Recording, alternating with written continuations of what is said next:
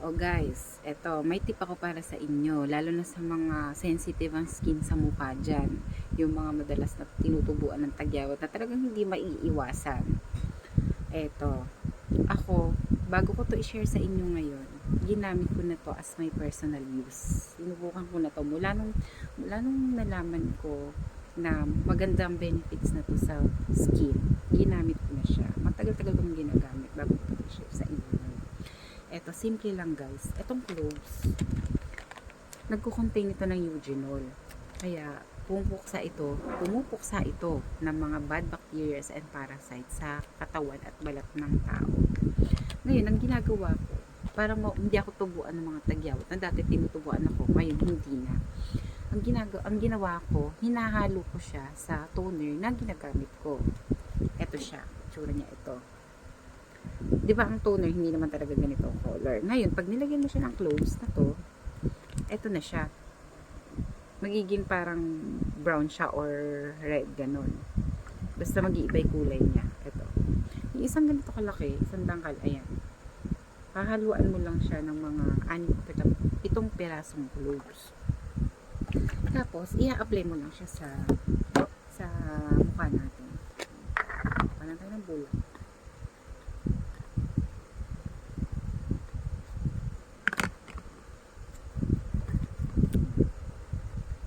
Tapos, lalagyan natin ng ito, toner na may cloves.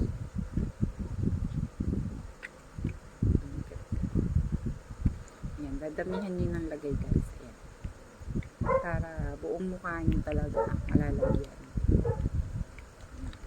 Kita nyo yung cloves, eh no? Kalutang-lutang. Sinishake kasi muna. Shake muna bago i-apply.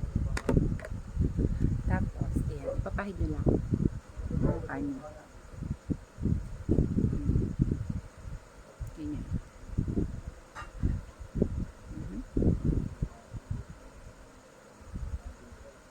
Ayan. Ayan. Paulit-ulit nyo lang gawin guys hanggang sa matuyo yung mga nyo, tagyawat nyo. At tuluyan na talagang mawala. At tuluyan na rin kayong hindi tubuan ng mga tagyawat. Kasi mga bakterya yun sa mukha guys. Nakukuha yun sa mga alikabok, sa maduming ginagagamit ng mga hindi natin may iwasan. Minsan may nagagamit tayong towel na madumi na. Ayun, tapon sa mukha natin, mga panyo, ganun. Eto, pag gumamit ka na to, matatanggal lahat ng mga bakterya na kumakapit sa mukha. Yan. At hindi ka natutubuan ng tagyawat. Gawin niyo lang to tuloy-tuloy, panglinis ng mukha niyo. Sigurado ma-achieve niyo yung kinis ng mukha. At the same time, kasi toner siya na may clove, ma-achieve niyo rin yung pagputi ng mukha niyo. Hindi lang pagkinis, pagputi. Matatanggal yung mga mancha.